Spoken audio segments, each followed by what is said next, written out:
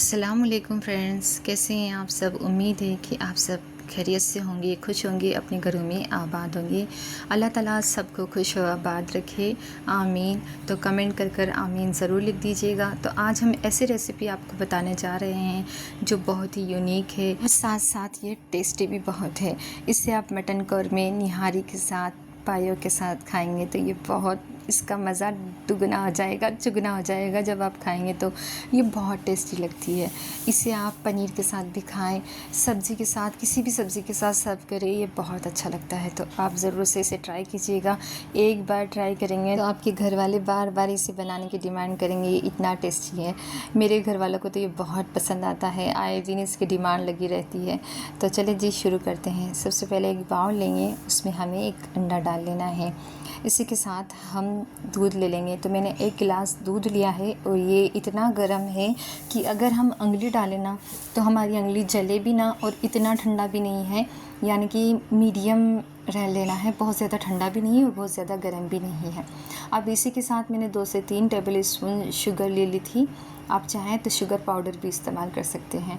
यहाँ मैंने टेस्ट के हिसाब से नमक ऐड किया था और साथ ही मैंने 1 चम्मच भरकर यीस्ट का लिया था।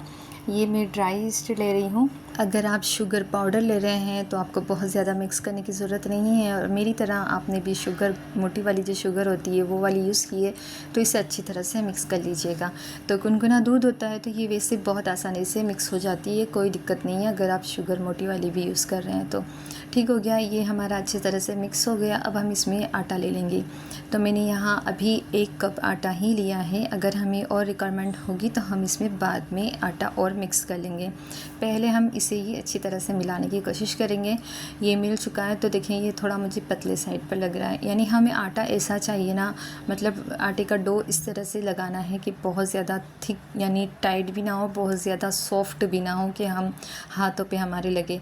तो मुझे पतला लग रहा था ना, तो मैंने इसमें आधा कप और जो है आटा मिलाया। अब मैं इसे हाथ से मिलाना ही पसंद करूँगी कि हम हाथों से मिलाते हैं ना तो हमें पता चलता है कि हमारा डो सही तरफ जा रहा है या नहीं, यानी बहुत ज़्यादा टाइट हो जाता है या फिर पतले की साइड चला जाता है, तो उससे हमें पता नहीं चल पाता है हमें किस तरह का जो है डो चाहिए। तो यहाँ मैंने हाथों से मिलाया, इसे अच्छी तरह से मिक्स कर लेंगे इसे। तो ये देखिए मेरे हाथों में बहुत ज़्यादा चिपक रहा है और मेरे बाउल में भी बहुत ज़्यादा लग चुका था। तो अब हमें क्या करना है ना, इसी पॉइंट पर हमें ऑयल ऐड कर देना है। तो मैंने यहाँ 3 से 4 टेबल स्पून जो कहें, अगर यूँ देखा जाए तो आधा कप मैंने लिया था। आधा कप से भी कम था वैसे, लेकिन अगर यूँ देखा जाए तो 3 से 4 टेबल स्पून ऑयल था।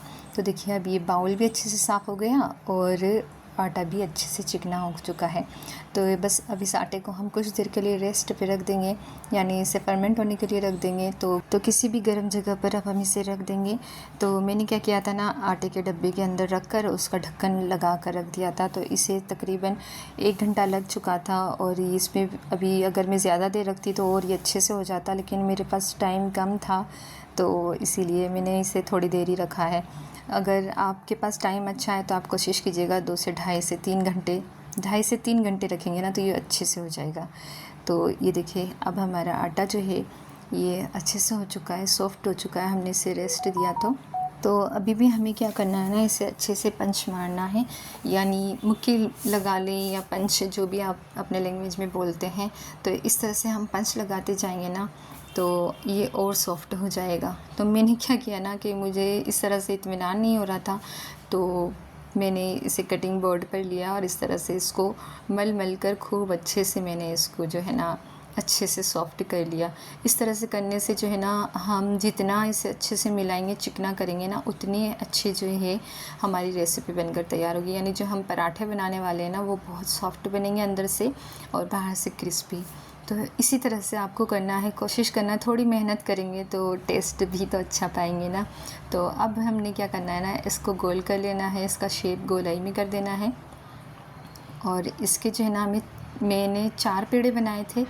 आप अगर आपकी फ़ैमिली के हिसाब से आप ले सकते हैं, आटा भी ज़्यादा लेंगे तो फिर पेड़े भी ज़्यादा ही बनेंगे, ज़ाहिर सी बात है। तो मेरे पास आटा भी इतना ही था कि मेरे 4 पेड़े इसमें से निकले थे, और ये काफ़ी थे मेरी फ़ैमिली के लिए। तो देखिए अब हमने 1 पेड़ा लिया है और इसको इस तरह से गोल जो है ना पेड़ा बना लेना है, इस तरह से गोल गोल कर लेना है।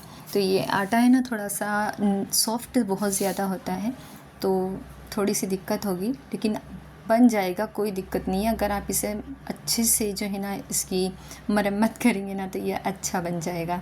तो देखिए इस तरह से हाथों से फैला लेना है। तो इसी तरह से मैं सारे पेड़ों को बना लूँगी। इसमें सबसे अच्छी बात तो ये है कि बेलन का इस्तेमाल हमें कहीं भी नहीं करना है, फटाफट से हाथों से इसी तरह से हमें फैलाकर इसको, और बस इसी तरह से फैलाकर अब हम क्या करेंगे ना, इसमें हल्के हल्के से कट्स देंगे। तो मैंने छुरी ली है, यानी छुरी जो भी आप बोलते हैं, चाकू। तो इस तरह से मैंने इस पे हल्के हल्के कट के निशान दे दिए। तो ये देखें जी, इस तरह से मैं कट्स दे दूँगी। एकदम प्रेशर से नहीं काटना है, वरना ये कट कर अलग हो जाएगा। तो हल्के हल्के बस हमें निशान बनाने हैं, खूबसूरत लगता है इससे। जब हम इसे तोड़ेंगे ना तो ये जहाँ कट लगा हुआ है ना, यहाँ से आसानी से टूट भी जाता है। अब हमें इस पर मिल्क लगा लेना है। तो अच्छे से हमें मिल्क लगाना है, बिल्कुल कंजूसी नहीं करनी है मिल्क में। मैंने बहुत अच्छे से मिल्क लगाया था।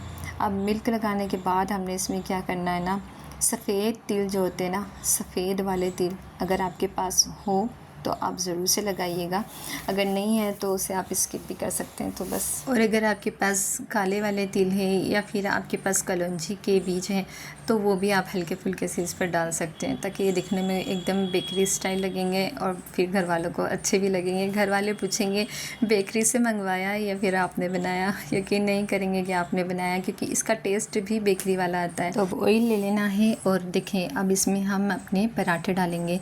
ऑयल देखें मेरा बिल्कुल गरम नहीं है, हल्का फुल्का से ही गरम हुआ था और मैंने इसमें पराठे ऐड किए थे, यानी कम आंच ही कर रखी थी मैंने, तेज़ आंच नहीं की थी गैस की। थोड़ी देर बाद फिर मैंने इसको तेज़ आंच पर भी पकाया था, ताकि बाहर से भी कलर आ जाए। कम आंच पर पकाएंगे ना तो अंदर से पकेगा, और थोड़ा तेज़ आंच पर बनाएंगे, यानी थोड़ा तेज़ आंच पर इसे फ्राई करेंगे ना तो बाहर से कलर अच्छा आ जाएगा। तो इसी तरह से आपको भी पकाना है कुछ देर के लिए। तो आपको बिल्कुल लो फ्लेम रखनी है और कुछ देर के लिए हमें तेज़ आंच करके पकाना है। तो इसी तरह से हम कुछ पकाएंगे, यानी मैंने 4 जो मेरे पराठे बने थे ना, इसी तरह से उनको थोड़ी देर कम आंच पर, थोड़ी देर तेज़ आंच पर, और इसी तरह सारे तैयार कर लिए थे। तो ये रेडी है हमारे पराठे बनकर, जो कि बिल्कुल बेकरी स्टाइल लग रहे थे, और खाने में तो आप पूछें ही मत। आप ज़रूर से ट्राई कीजिएगा और मुझे कमेंट कर कर ज़रूर बताना है कि आपने ट्राई किए, आपके कैसे बने, आपके घर वालों को कैसे लगे। मुझे बहुत खुशी होती है जब मुझे कमेंट आते हैं, और कमेंट पढ़ने में मुझे बहुत अच्छा लगता है, बहुत खुशी होती है। तो मुझे अपनी दुआओं में याद रखिएगा। अल्लाह हाफिज़।